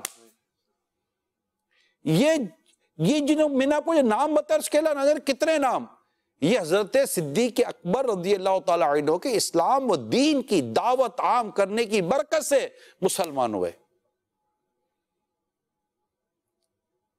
میں تمام دیکھنے سننے والوں سے درخواست کرتا ہوں، آج اس مبارک گھڑی میں نیت کرے، اسلامی بہنیں نیت کرے. ہم نے دیا ہے نا پلیٹ فارم، دعوت اسلامی نے پلیٹ فارم دیا ہے نا. اسلامی بہنیں کہاں جائیں؟ اجتماع میں جائیں، درس میں جائیں، ہفتہ وار رسالہ جو امیر سنت ہمیں عطا فرما دو، وہ پڑھ کے اس کی کارکردگی دیں. آپ کو نیک اعمال کا رسالہ دیا گیا ہے، اسلامی بہنوں کا الگ، اسلامی بھائیوں کا الگ، اسٹوڈنٹس کا الگ ہے. اس کو فلفل کریں، اس میں لکھی ہوئی باتوں پر عمل کریں. اس میں اخلاقیات بھی ہیں، اس میں مطالعہ بھی ہے، اس میں کردار بھی، اس میں فرض علوم بھی ہے، اس میں شریعت بھی، اس میں طریقت بھی ہے. سوسائٹی کو، معاشرے کو بہتر بنانے کے عمل ہیں۔ امیر سنت نے گھر میں مدنی ماحول بنانے کو 19 مدنی پھول عطا فرمائے، اس کو امپلیمنٹ کریں، مدنی مذاکرے میں شرکت کریں۔ تو یہ پوری ترتیب ہے، مدنی چینل کے پروگرام ہیں، کڈس کے پروگرام ہیں، ہمارے سوشل میڈیا کا پورا پلیٹ فارم ہے، فیس بک کے اوپر، انسٹاگرام کے اوپر ہمارے نیکی کی دعوت کے وہ چل رہا ہوتا ہے سلسلہ، ویڈیوز آ رہی ہوتی ہیں، یوٹیوب پر اتنا بڑا پلیٹ فارم کہلاتا ہے۔ چند سال 2 سال پہلے مجھے بتایا تھا more than 40,000 ہماری ویڈیو یوٹیوب پر اپلوڈ ہے۔ اب تو نہ جانے کہاں پہنچ گئی ہوگی یہ ویڈیوز، اس کا فگر کہاں تک پہنچ گیا ہوگا۔ تو یہ ایک جو میں عرض کر رہا ہوں، جو میں نے کہا کہ دعوت اسلامی کیا، اسلام کی دعوت اور اس کا فائدہ اصلاح معاشرہ۔ اسلام کی جتنی دعوت پھیلے گی، لوگ جتنا عمل کریں گے، اتنا ہی معاشرے کی اصلاح ہوگی۔ اداروں میں موجود کروڑوں لوگوں کی جو ضروریات ہوتی ہیں، بعض اہم ضرورت ہوتی ہے، وہ چند ہزاروں چند لاکھوں کے ہاتھوں میں ہوتی ہے، جو اداروں میں کام کرتے ہیں، آفیسرز بنتے ہیں وغیرہ وغیرہ۔ آپ سمجھ سکتے جو میں کہنا چاہ رہا ہوں، آپ کے کام، آپ کی چیزیں، آپ کے اپروولز، بہت ساری چیزیں ان لوگ کے پاس ہیں۔ کئی وہاں پر بیٹھے ہوئے ایسے رشوت خور لوگ ہوتے ہیں اور ظلم کرنے لوگ ہوتے ہیں، جو لوگوں کے حق دبا رہے ہوتے ہیں، ان کے ساتھ زیادتی ظلم کر رہے ہوتے ہیں۔ اگر ان کے دل میں صحیح معنوں میں خوف خدا پیدا ہو جائے، یہ اللہ تعالیٰ سے صحیح طور پر ڈرنے والے بن جائیں، صحیح معنوں میں ان کے دلوں میں عشق رسول پیدا ہو جائے، اور صحیح معنوں میں یہ پیارے حبیب صلی اللہ علیہ وسلم کی امت کے لیے مہربان ہو جائیں، تو آپ کو لگتا ہے کہ یہ کوئی ناحق آپ کی کوئی فائل دبائے گا، آپ کا کوئی حق دبائے گا، کوئی کرپشن کرے گا، کوئی دولت کھا جائے گا، کوئی جیسے کوئی کسی کی پراپرٹی کھا جائے گا، کوئی یوں ناحق قتل کرے گا؟ اگر یہ نیکی کی دعوت عام ہو رہی ہوتی، یہ فیضان صدیق اکبر صحیح معنوں میں اگر ہمیں نصیب ہوا ہوتا، آپ کی طرح جوش ایمانی نصیب ہوا تھا، منکرین ختم نبوت کے ساتھ سب سے پہلے جس شخص نے جنگ لڑی وہ میرے آقا صدیق اکبر رضی اللہ تعالیٰ عنہ ہے، جنہوں نے ختم نبوت کے بارے میں زبان کھولی۔ منکرین ختم نبوت کے خلاف جو سب سے پہلے جنگ لڑنے والے تھے صدیق اکبر تھے۔ منکرین زکوٰۃ کے ساتھ سب سے پہلے جہاد کرنے والے صدیق اکبر رضی اللہ تعالیٰ عنہ ہیں۔ جو جوش ایمانی، غیرت ایمانی، اور وہ انداز تھا، کسی نے ایک عورت نے نبی پاک صلی اللہ تعالیٰ علیہ وسلم سے کچھ بات کی سوال کیا، تو آپ نے آگے کا وقت عطا فرمایا، تو انہوں نے کچھ اس طرح، جیسے ان کی نیت یہ تھی کہ اگر اس دوران نبی پاک صلی اللہ علیہ وسلم کا وصال ظاہری ہو جائے، دنیا سے پردہ فرما جائے، تو کیا کروں؟ تو انہوں نے اس انداز سے پوچھا، آقا اگر آپ نہ ہو تو پھر کس سے پوچھو؟ فرمایا ابو بکر سے پوچھ لینا۔ کمال دیکھیے صدیق اکبر رضی اللہ تعالیٰ عنہ کا، آپ کو امیر حج بنایا گیا، حج کا جو قافلہ تھا اس میں آپ کو امیر بنایا گیا۔ نبی پاک صلی اللہ علیہ وسلم نے اپنی جگہ آپ کو نماز کے لیے مصلی پر آپ کو امامت عطا فرمائی ہے۔ یہ مقام و مرتبہ صدیق اکبر رضی اللہ تعالیٰ عنہ۔ خلافت پر آتے ہی اسلام اتنی تیزی کے ساتھ ترقی کی طرف گیا، یعنی وہ ایشوز جو نبی پاک صلی اللہ تعالیٰ علیہ وسلم کے وصال ظاہری کے بعد کریٹ ہوئے، کھڑے ہوئے، وہ فتنے جنہوں نے سر اٹھایا، ان فتنوں کی سرکوبی، ان فتنوں کا سر قلم کیا، ان کا سر کاٹا، ان فتنوں کا مقابلہ کیا ابو بکر صدیق رضی اللہ تعالیٰ عنہ نے۔ اور میں کہوں کہ میرے آقا صدیق اکبر رضی اللہ تعالیٰ عنہ نے آقا صلی اللہ علیہ وآلہ وسلم کی امت کے ساتھ وہ مہربانی فرمائی اور ایک ایسی ریاست کی بنیاد ڈالی، ایسی خلافت کی بنیاد ڈالی، اور ایسی خلافت عطا کی عمر رضی اللہ تعالیٰ عنہ کی۔ میں کہتا ہوں احسان ہے صدیق اکبر رضی اللہ تعالیٰ عنہ کا، جو دنیا سے رخصت ہوتے ہوئے مسلمانوں کو عمر فاروق جیسا خلیفہ عطا کر کے چلے گئے، اور عمر فاروق رضی اللہ تعالیٰ عنہ جیسا امیر المومنین مسلمانوں کو عطا کیا حضرت ابو بکر صدیق رضی اللہ تعالیٰ عنہ۔ یہ ان کا احسان ہے ہم پر، یہ میں آپ کو بتاؤں، صدیق اکبر رضی اللہ تعالیٰ عنہ کا ہم پر احسان ہے کہ آپ نے اتنا زبردست امیر المومنین مسلمانوں کو عطا کیا۔ اور ابو بکر صدیق رضی اللہ تعالیٰ عنہ کی وہ پچھلی جو کوششیں تھیں، جو فتنوں کو انہوں نے ختم کیا، اور جس انداز پہ انہوں نے خلافت کی مطلب کہ وہ ترکیبیں بنائی کہ آگے پھر عمر رضی اللہ تعالیٰ عنہ تو فتوحات تھی اور خوب اسلام و دین نے ترقی کی۔ تو میرے پیارے اسلامی بھائیوں، دعوت اسلامی کو پہچاننے کی کوشش کریں، اس کے مقصد کے کاموں کو پہچاننے کی کوشش کریں. اور بھی بہت سارے پروگرام ہمارے پائپ لائن میں ہوتے ہیں, یعنی مطلب لائن اپ ہوتے ہیں کہ یہ بھی کرنا ہے, یہ بھی کرنا ہے, یہ بھی کرنا ہے. میں ابھی پچھلے 1 فروری کو میں حیدرآباد میں تھا, تو حیدرآباد میں فیضان مدینہ آفندی ٹاؤن میں الحمدللہ مشاورت تو سارے سلسلہ رہا. کمال اسلامی بھائیوں کی ہمت دیکھیں, ان کے جذبے دیکھیں. 26 فروری کو میرا خیال 3 ٹرینیں یہ نیت کرے کہ حیدرآباد ریجن سے, حیدرآباد ہے, سکھر ہے, نواب شاہ ہے, دیگر شہر ہیں, یعنی پورا حیدرآباد کے ایک ریجن ہے, بدین اور یہ سارا اپنا لارکانہ اور تھر اور سارا یہ آ جاتا ہے, مطلب بڑا ہے پورا باب اندرون سندھ کی میں بات کر رہا ہوں. تو یہ حیدرآباد ریجن کہلاتا ہے. حیدرآباد ریجن سے 1 ماہ کے مدنی قافلوں کی تقریباً 3 ٹرینوں کی انہوں نے نیتیں کی ہیں. ماشاءاللہ, اللہ کامیابی دے. نیتیں کی ہیں, حوصلے آئے ہیں, ہمتیں آئی ہیں, اٹھے ہیں, جذبے کا اظہار کیا. یہ بھی کمال ہے یار. ہم 30 گھنٹے دینے کے لیے تیار نہیں ہوتے دین کی راہ میں. یہ پورا مہینہ 1 گھنٹہ ہم نہیں دیتے. ماشاءاللہ ہمارے عدنان شیخ بھی 1 مہینے کے مدنی قافلے میں سفر کر رہے ہیں. یہ دعوت اسلامی. الحمدللہ عز و جل تقریباً 100 بندوں کے پیسے آ چکے ہیں اور 1.5 بوگی بک کر لی ہیں. 100 اسلامی بھائیوں کے پیسے آ گئے, 1.5 بوگی بک بھی ہو گئی. آپ بھی ہمت کریں راہ خدا میں سفر کرنے کی. اور مطلب صدیق اکبر رضی اللہ عنہ کی وہ ہجرت کا واقعہ, اس کا یاد کریں, کتنا عظیم واقعہ تھا. تو میری گزارش ہے, بات کافی آگے نکل گئی اور صدیق اکبر رضی اللہ تعالیٰ عنہ کے مجھے کئی چیزیں اور بھی بیان کرنی ہے. میں چیدہ چند چیزیں بیان کرتا چلا جاتا ہوں کہ آپ عمر میں ایج وائز سرکار صلی اللہ تعالیٰ علیہ وسلم سے 2.5 سال چھوٹے تھے. یعنی سرکار صلی اللہ تعالیٰ وسلم کی ولادت با سعادت کے تقریباً 2.5 سال کے بعد صدیق اکبر رضی اللہ تعالیٰ عنہ کی ولادت ہوئی تھی. اور آپ کا کمال یہ ہے, جب آپ کا وصال پاک ہو رہا تھا نا, انتقال ہو رہا تھا, آپ دنیا سے جب رخصت ہو رہے تھے وفات کے وقت, آپ نے اپنی شہزادی ام المومنین سیدتنا عائشہ صدیقہ رضی اللہ تعالیٰ عنہ سے 2 سوال کیے کہ نبی پاک صلی اللہ تعالیٰ علیہ وسلم کے کفن میں کپڑے کتنے تھے, اور جس دن آپ کا وصال ہوا دن کون سا تھا. مقصد یہ تھا کہ میں نے زندگی میں جیتے جی اپنے محبوب کریم کی اتباع کی ہے, اور آپ کی اتباع کی ہے.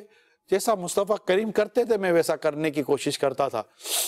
تو آپ کی خواہش یہ تھی کہ جب میرا انتقال ہو, جب میرا وفات ہو, تو دین بھی وہی ہو جو مصطفیٰ کریم کا تھا, کفن میں کپڑے بھی اتنے جتنے مصطفیٰ کریم کا تھا, جو مصطفیٰ کریم نے اختیار فرمائے تھے. یہ ہے عشق رسول.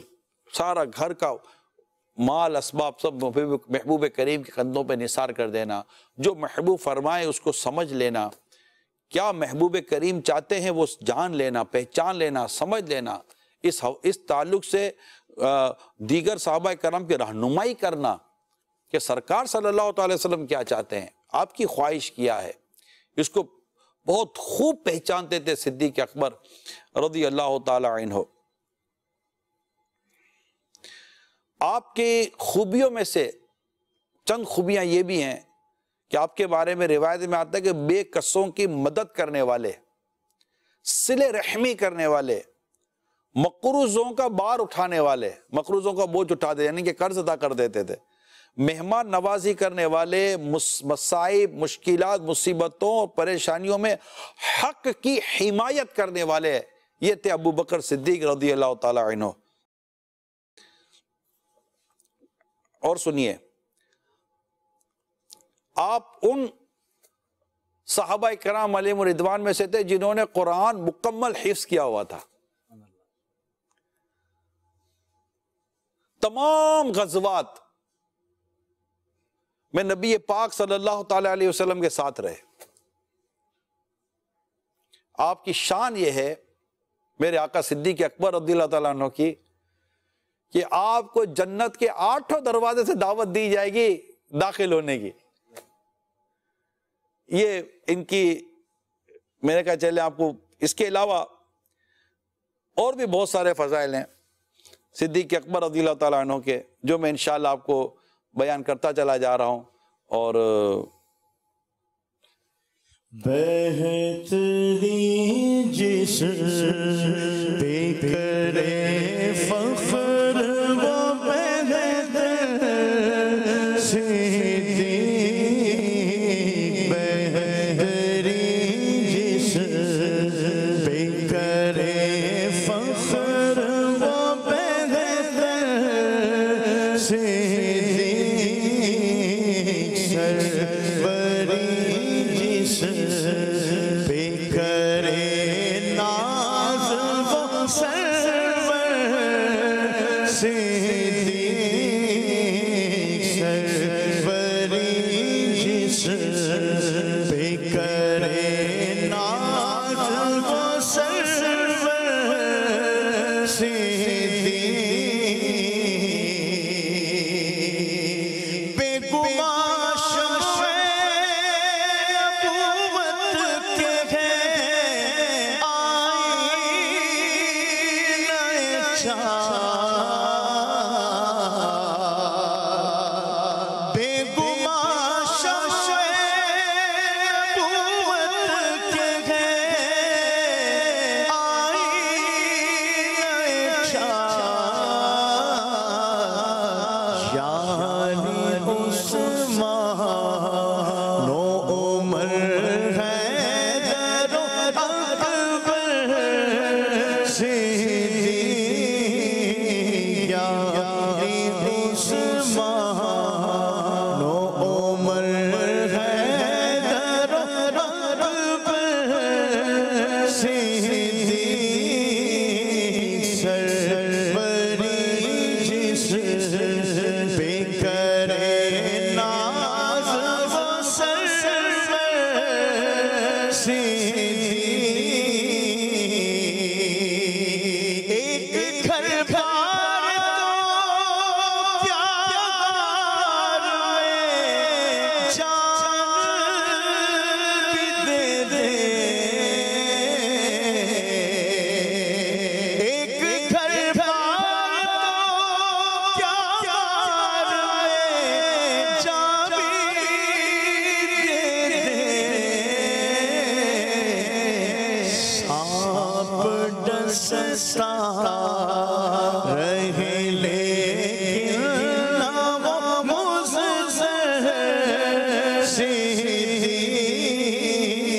سانپ ڈستا رہے لیکن نہ وہ مضر صدیق تو ہے آزاد سفر سے تیرے بندے آزاد تو ہے آزاد سفر سے تیرے بندے آزاد ہے سالک بھی تیرا بندہ بے زر صدیق ہے سالک بھی تیرا بندہ بے زر صدیق سرورین جس پہ کرے ناز وہ سرور صدیق سیدنا صدیق اکبر رضی اللہ تعالیٰ عنہ کا ایک اور خوبصورت واقعہ سنیے، یعنی اس میں کس قدر آپ کا تقوی، پرہیزگاری، خوف خدا اور امت کے لیے کتنی بڑی رہنمائی تھی، ذرا سنیے گا۔ یعنی اس سے پہلے میں تھوڑا سا ایک بیک گراؤنڈ بیان کروں کہ جب آپ خلافت پر آئے، صحابہ کرام نے آپ کے ہاتھ پر بیعت کی، آپ کو اول خلیفہ مقرر کیا، آپ بنے، اور یہ ذمہ داری جب آپ کے کندھوں پر آئی، اس کے بعد آپ نے بڑا عظیم الشان خطبہ دیا، موقع ملا، موقع شاید ملنے گا نہیں، ورنہ وہ خطبے کی بھی میں آپ کو مدنی پھول بیان کرتا، کتنا عظیم الشان خطبہ دیا تھا صدیق اکبر رضی اللہ تعالیٰ عنہ نے۔ خیر، جب آپ، کیونکہ میں نے پہلے عرض کی تھی کہ آپ تاجر تو بڑے تاجر تھے، بڑا کاروبار تھا آپ کا، لیکن جو ہی آپ کاروبار کے لیے مطلب چلے گھر سے باہر، تو حضرت عمر رضی اللہ تعالیٰ عنہ نے آپ کو روکا کہ کہاں؟ جب کاروبار کی بات ہوئی تو عرض کی کہ حضور اگر آپ کاروبار کرو گے، تجارت کرو گے تو پھر امور خلافت کیسے دیکھے جائے گے؟ تو یوں مشاورت ہوئی اور بہت کچھ یعنی ڈسکشن کے بعد یہ ہوا کہ صدیق اکبر رضی اللہ تعالیٰ عنہ نے اپنے کاروبار کو ترک کر دیا، یعنی بزنس ختم کر دیا، جس کو ہم کہتے ہیں نا وائنڈ اپ کیا، وجہ امت کے رہنمائی۔ یعنی میری بات سمجھیے، رائے خدا میں خرچ کرنا یقیناً بڑی سعادت کی بات ہے۔ رائے خدا میں خرچ کیا، آقا صلی اللہ تعالیٰ علیہ وسلم خرچ کیا، سرکار صلی اللہ تعالیٰ علیہ وسلم ابو بکر کے مال کو اپنا مال، بلکہ فرماتے کہ جتنا ابو بکر کے مال نے مجھے نفع دیا کسی اور کے مال نے نہ دیا، تو اس پر ابو بکر عرض کرتے آقا میں اور میرا مال سب آپ ہی کا تو ہے، آپ ہی تو مالک ہیں۔ تو بڑا خرچ، بڑا مال قربان کیا اسلام کے نام پر، دین کے نام پر کیا، اور خرچ آج بھی لوگ خرچ کرتے ہیں کچھ نہ کچھ۔ فیضان ابو بکر صدیق کئیوں کو نصیب ہوتا ہے، فیضان عثمان غنی کئیوں کو نصیب ہوتا ہے، فیضان صحابہ جو رائے خدا میں خرچ کرنا ہے وہ کئیوں کو نصیب ہو جاتا ہے۔ میں جو عرض کرنا چاہ رہا ہوں ذرا اس کو سمجھیے گا، صدیق اکبر رضی اللہ تعالیٰ عنہ نے رائے خدا میں خرچ کیا، مصطفیٰ کریم صلی اللہ علیہ وسلم کی ظاہری حیات میں آپ نے پورا گھر کا سامان اٹھا کر قدموں میں قربان کر دیا۔ اب نبی پاک صلی اللہ علیہ وسلم دنیا سے تشریف لے گئے، اب امت کی رہنمائی کرنی ہے، امت کی خیر خواہی کرنی ہے، اس امت کی کشتی کو سنبھالنا ہے۔ اب صرف خرچ نہیں کر رہے، ابو بکر صدیق رضی اللہ تعالیٰ عنہ وہ عظیم صحابی ہیں جنہوں نے اپنا پورا کاروبار امت کے نام پر قربان کر دیا، وائنڈ اپ کر دیا، کلوز کر دیا، اور بیت المال سے آپ کے لیے ایک مخصوص، ایک عام آدمی جس کے ایک گھر جس سے چل سکتا ہے، ایسا وظیفہ آپ کے لیے مقرر کیا گیا جس سے پھر آپ کا گھر اسی سے گھر بھی تو چلنا ہے نا، گھر کے بھی تو اخراجات ہیں، تو پھر یہ وہاں سے گھر کا سارا نظام چلا۔ اور یہ بھی اسلام و دین کی خوبصورتی ہے کہ بیت المال کس طرح اسلام و دین کے کام کے لیے بیت المال سے مال کا معاملہ اختیار کیا جاتا ہے۔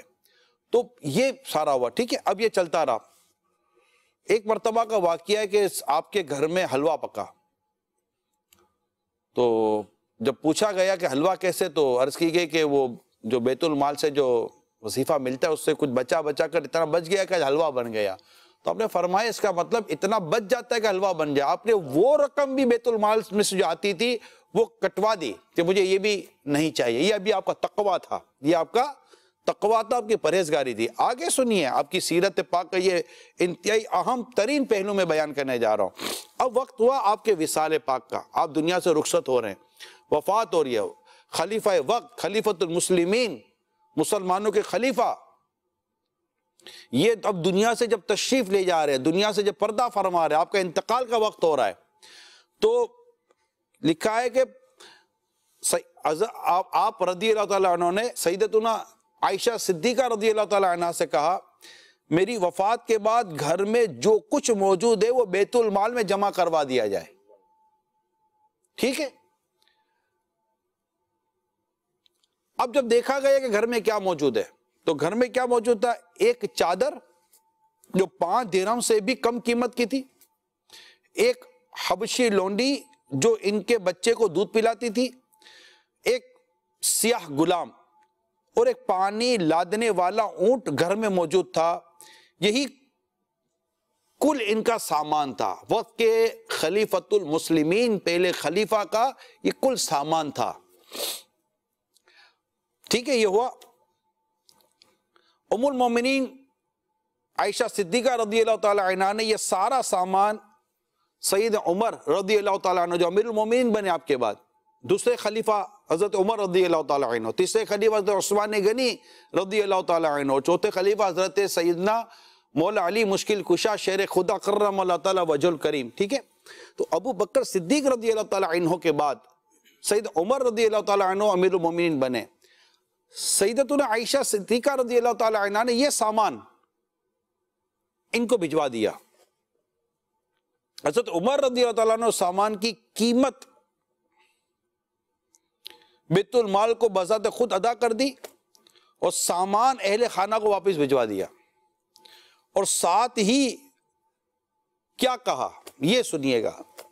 کہتے ہیں ابو بکر اللہ تعالیٰ آپ پر رحم کرے.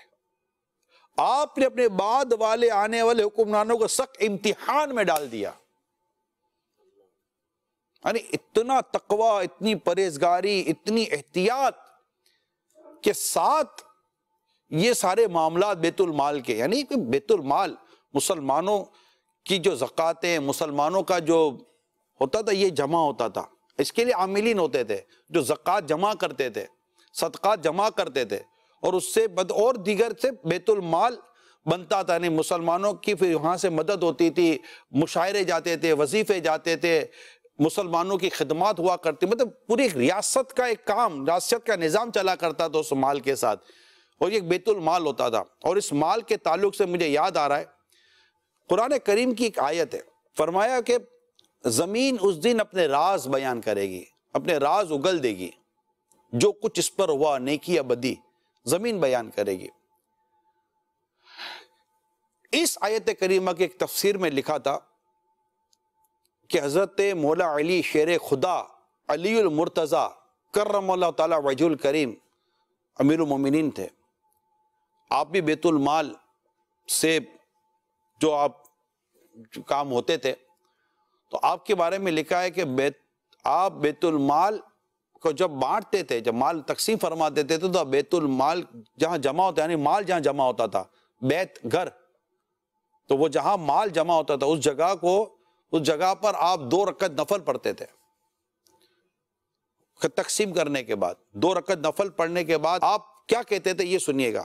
2 رکعت نفل پڑھنے کا کہتے تھے اے بیت المال کی دور و دیواروں گواہ ہو جاؤ، تمہیں میں نے حق کے ساتھ بھرا تھا، حق کے ساتھ خالی کیا ہے. یہ تھے میرے علی، مولا علی شیر خدا کرم اللہ تعالیٰ وجہ الکریم. اور صدیق حضرت عمر رضی اللہ تعالیٰ عنہ، ان کا حال دیکھیے، ان کی کیفیت دیکھیے. ایک دفعہ حضرت عثمان غنی رضی اللہ تعالیٰ عنہ اپنے گھر کے باہر یا کسی جگہ پر سے دیکھ رہے تھے کہ عرب کی تپتی ریت میں انتہائی دھوپ کے بعد ہوائیں چل رہی ہیں، گرم ہوائیں چل رہی ہیں. ایک شخص دور سے اونٹ لیے آ رہا ہے اور کپڑا منہ پر ہے، سمجھ نہیں آ رہی کہ وہ کون ہے. جو ہی وہ قریب دیکھتے تو یہ تو سید عمر رضی اللہ تعالیٰ عنہ تھے. تو عثمان غنی رضی اللہ تعالیٰ عنہ نے کہا کہ یا امیر المومنین، اتنی دھوپ میں کیا جواب دیا؟ فرمایا بیت المال سے ایک اونٹ چلا گیا تھا، میں اس کو پکڑ کے لا رہا ہوں. یہ مسلمانوں کے مال کی جو حفاظت کی جو ترکیب تھی. حضرت عمر بن عبدالعزیز رضی اللہ تعالیٰ عنہ کے دور خلافت میں نبی پاک صلی اللہ تعالیٰ علیہ وسلم کی سیرت پاک اور خلفائے راشدین کی سیرت پاک کے جو پہلو تھے نا، یہ آپ کو جمع ملیں گے سید عمر بن عبدالعزیز رضی اللہ تعالیٰ عنہ کے دور خلافت میں. سید عمر بن عبدالعزیز رضی اللہ تعالیٰ عنہ جب یہ خلافت پر آئے تھے نا پیارے اسلامی بھائیوں، تو بہت حالات اتنے کوئی اچھے نہیں تھے، مسائل ہوئے تھے، اور کافی عملی طور پر بھی صورتحال اتنی زیادہ بہتر نہ تھی. 30 مہینے کی مختصر سی مدت میں آپ تبدیلی لے آئے اور مسلمانوں کی معیشت کو، ان کی مطلب مالی کیفیت کو، ان کے رفائی کام کو، فلاحی کام جس کو کہتے ہیں، اور ساتھ ہی ساتھ ان کی امن کے تعلق سے اور دیانت کے تعلق سے، ایمانداری کے تعلق سے، اصلاح کے تعلق سے وہ کام کیا سید عمر بن عبدالعزیز رضی اللہ تعالیٰ عنہ نے خلافت پر آنے کے بعد، کہ آپ کو اسلام کا پہلا مجدد کہا گیا ہے. آپ اسلام کے پہلے مجدد تھے. بہت ساری خرابیاں ہو گئی تھی، ان تمام خرابیوں کو آپ دور کرتے رہے اور ایسا انقلاب برپا کیا اور ایسی آپ چینجز لائے، ایسی تبدیلی لے کر آئے کہ 30 مہینے کی مختصر 30 مہینے almost 2.5 سال کی 2.5 year almost more or less کی شارٹ ٹائم کے اندر آپ زبردست مدنی انقلاب، مدنی ریولیشن لے کر آئے. اور یہ بہت کچھ آپ نے چیزیں درست کی. یہ ہمارے اسلاف کی سیرت ہے، اور اس میں اگر آپ پراپر سسٹم دیکھیں گے تو ایک نظام نمایاں ترین، وہ نیکی کی دعوت کا نظام، برائی سے منع کرنے کا نظام، تربیت کا نظام، تقوی و پرہیزگاری کی دعوت کا نظام، خود بھی عمل کرنا، دوسروں کو بھی عمل کی دعوت دینا اور عمل پر ابھارنا، یہ نظام، یہ سارا تھا۔ تو حضرت صدیق اکبر رضی اللہ تعالیٰ عنہ کا یہ جو میں نے آپ کی پہلو بیان کیا کہ آپ نے وہ مال جو آپ کی وفات ظاہری کے وقت بھی گھر میں تھا، آپ نے اس کو بھی گھر میں رکھنا گوارا نہ کیا کہ یہ میرے انتقال کے بعد اسے بھی بیت المال میں جمع کرا دینا، میرے بعد امیر المومنین کے حوالے کر دینا۔ تو یہ وہ تقوی و پرہیزگاری کی باتیں ہیں کہ جن سے ہمارے دل میں ان کی عظمتیں، ان کا مقام، ان کا مرتبہ اور بڑھ جاتا ہے اور اس میں اضافہ ہو جاتا ہے۔ خدا اکرام فرماتا ہے اتقا کے قرآن میں،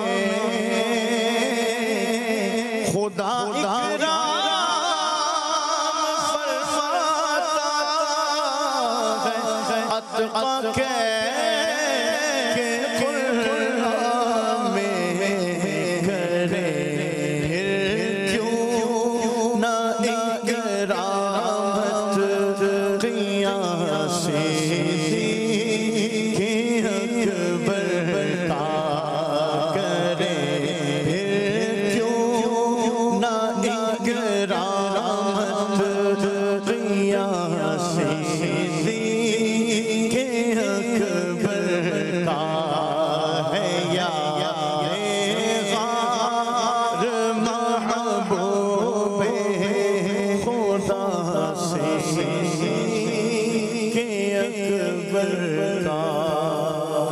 آخر میں کچھ حدیثیں آپ کے سامنے بیان کر رہا ہوں، اور یوں سمجھیے کہ ان حدیثوں میں فضائل صدیق اکبر کا بیان ہے۔ قرآن کریم میں تو ہے ہی ان کے فضائل، انہیں سب سے بڑا متقی کہا گیا ہے، یعنی اتنی بڑی شان ہے۔ آپ کو فضل والا کہا گیا سورہ نور کے اندر کہ وہ جو تم میں فضل والے ہیں، اس سے مراد صدیق اکبر رضی اللہ تعالیٰ عنہ ہے۔ اور ان کا ذکر قرآن میں یوں اس انداز پر جو میں بیان کر رہا ہوں کہ اس سے مراد صدیق اکبر، اس سے مراد صدیق اکبر، یہ مفسر نے لکھا ہے۔ تو ان کے فضائل تو قرآن کریم میں بیان ہوئے ہیں، ان کے فضائل حدیث پاک میں بیان ہوئے، ان کے فضائل صحابہ کرام بیان کرتے ہیں۔ آج تک غلام ان کے فضائل بیان کر اپنی لیے برکت سمیٹتے ہیں۔ تو باغ جنت کے پھول لایا ہوں، باغ جنت کے پھول لایا ہوں، میں حدیث رسول لایا ہوں۔ سنیے، اب یہ جو میں بیان کروں گا یہ مصطفیٰ کریم صلی اللہ تعالیٰ علیہ وسلم کے کچھ فرمان ہیں، کچھ ارشادات ہیں جو میں بیان کرنے جا رہا ہوں، جو صدیق اکبر رضی اللہ تعالیٰ عنہ کے فضائل پر رسول پاک صلی اللہ تعالیٰ وسلم نے بیان فرمائے۔ فرماتے ابو بکر بے شک میری امت میں سے تم پہلے شخص ہو جو جنت میں داخل ہو گئے۔ جس قوم میں ابو بکر موجود ہوں تو ان کے لیے مناسب نہیں کہ کوئی اور ان کی امامت کرے۔ فرماتے ابو بکر تم اللہ پاک کی طرف سے دوزخ سے آزاد شدہ ہو۔ فرماتے اگر ابو بکر کا ایمان تمام اہل زمین کے ایمان کے ساتھ وزن کیا جائے تو ابو بکر کا ایمان غالب آ جائے۔ فرماتے ہیں مجھے کسی مال نے وہ فائدہ نہ دیا جو ابو بکر کے مال نے دیا۔ فرماتے ہیں ابو بکر کے علاوہ تمام لوگوں سے حساب لیا جائے گا۔ فرماتے ابو بکر تم میرے حوض کوثر کے اور غار کے ساتھی ہو۔ فرماتے میں نے جس شخص کو بھی اسلام کی دعوت دی اس نے تردد کیا اور تھوڑا بہت غور و فکر ضرور کیا، مگر جب میں نے ابو بکر کو اسلام کی دعوت دی تو انہوں نے کوئی تردد نہیں کیا، فوراً کلمہ پڑھ کر اسلام میں داخل ہو گئے۔ فرماتے ہیں مصطفیٰ کریم صلی اللہ تعالیٰ علیہ وسلم جب اللہ پاک نے عرش بنایا تو اس پر نور کے ایک ایسے قلم سے جس کی لمبائی مشرق سے مغرب تک تھی لکھا اللہ کے سوا کوئی سچا معبود نہیں، محمد اللہ کے رسول ہیں، میں انہی کے واسطے سے لوں گا اور انہی کے وسیلے سے دوں گا۔ ان کی امت سب امتوں سے افضل ہے اور ان کی امت میں سب سے افضل ابو بکر صدیق ہیں۔ سنیے، فرماتے ابو بکر کو نماز روزے کی کثرت کے سبب تم پر فضیلت حاصل نہ ہوئی بلکہ اس راز کے سبب فضیلت ملی جو ان کے دل میں راسخ اور متمکن ہے۔ فرماتے ہیں ہم نے ابو بکر کے سوا سب کے احسانات کا بدلہ دے دیا. آئے آئے رسول پاک کا فرمان سنیے. فرماتے ہیں ہم نے ابو بکر کے سوا سب کے احسانات کا بدلہ دے دیا, البتہ ان کے احسانات کا بدلہ اللہ کریم قیامت کے دن خود عطا فرمائے گا. محبتوں کا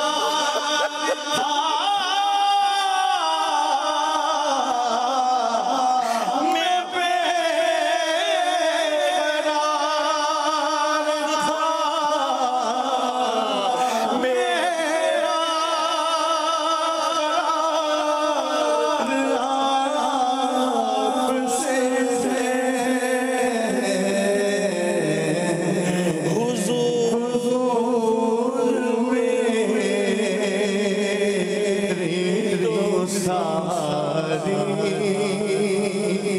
بہار آپ سے میری تو ہستی کیا میرے غریب نواز میری ہستی کیا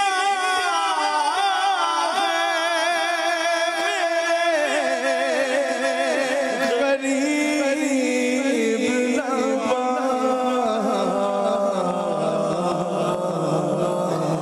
جو مل رہا ہے مجھے سارا پیار آپ سے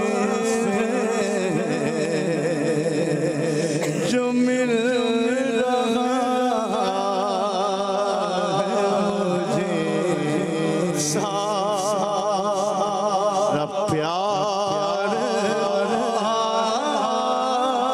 آپ سے میں بے قرار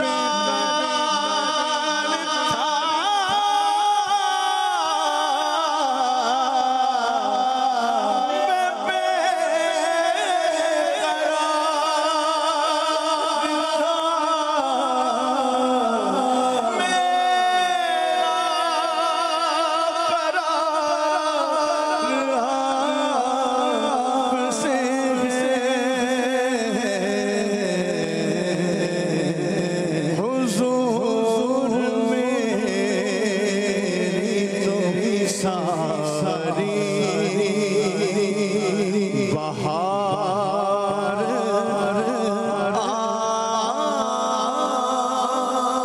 آپ سے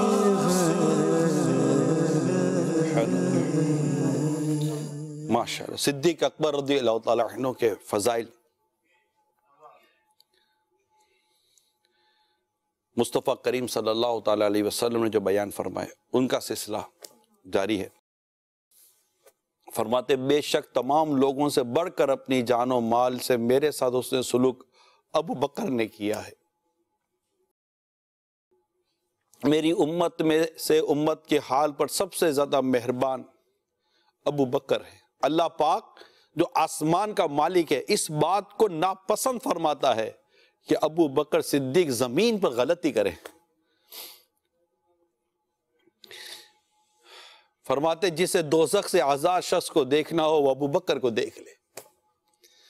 فرماتے ابو بکر آسمان میں بھی عتیق ہیں اور زمین میں بھی عتیق ہے۔ عتیق کہتے ہیں آزاد شدہ کو۔ اسی لیے تو سلایا ہے اپنے پہلو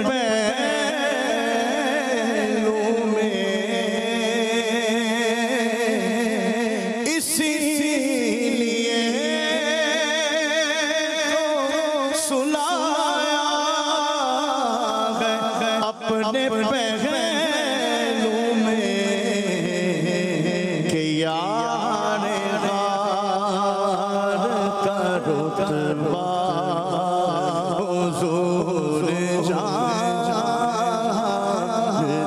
ہیں کہ یار غار کا رتبہ حضور جانتے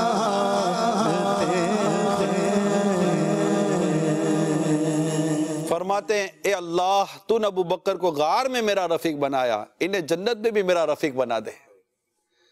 فرماتے جبرائیل میرے پاس آئے اور کہا اللہ پاک آپ کو ابو بکر صدیق سے مشورہ کرنے کا حکم فرماتا ہے۔ سبحان اللہ۔ حضرت ام المومنین سیدتنا عائشہ صدیقہ رضی اللہ تعالی عنہ نے بارگاہ رسالت میں سوال کیا کیا کسی کی نیکیاں آسمان کے ستاروں کے برابر ہیں؟ ارشاد فرمایا ہاں۔ عمر یعنی عمر فاروق رضی اللہ تعالیٰ عنہ، یعنی ان کی نیکیاں آسمان کے تاروں کے برابر ہے۔ ام المومنین سیدتنا عائشہ صدیقہ رضی اللہ تعالیٰ عنہ نے دوبارہ عرض کیا حضرت ابو بکر کی نیکیوں کا کیا حال ہے؟ تو سرکار دو جہاں صلی اللہ تعالیٰ علیہ وسلم نے ارشاد فرمایا عمر کی تمام نیکیاں ابو بکر کی نیکیوں میں سے ایک نیکی کی مثل ہے، ایک نیکی کی مثل ہے۔ حضرت مفتی احمد یار خان نعیمی رحمۃ اللہ تعالیٰ علیہ فرماتے ہیں فقیر کے نزدیک اس ایک نیکی سے ہجرت کی رات غار ثور میں حضور انور کی خدمت مراد ہے۔ اتنی عظیم نیکی تھی وہ۔ بارگاہ رسالت میں عرض کی گئی لوگوں میں سے آپ کو زیادہ محبوب کون ہے؟ فرمایا عائشہ رضی اللہ تعالیٰ عنہ، ہماری کروڑوں مائیں قربان میری امی جان ام المومنین سیدتنا عائشہ صدیقہ رضی اللہ تعالیٰ عنہ پر کیا کمال، کیا کمال، کیا کمال۔ نبی پاک سے عرض کی کہ آقا لوگوں میں سے آپ کو زیادہ محبوب کون ہے؟ فرمایا عائشہ۔ دوبارہ عرض کی گئی مردوں میں سے کون؟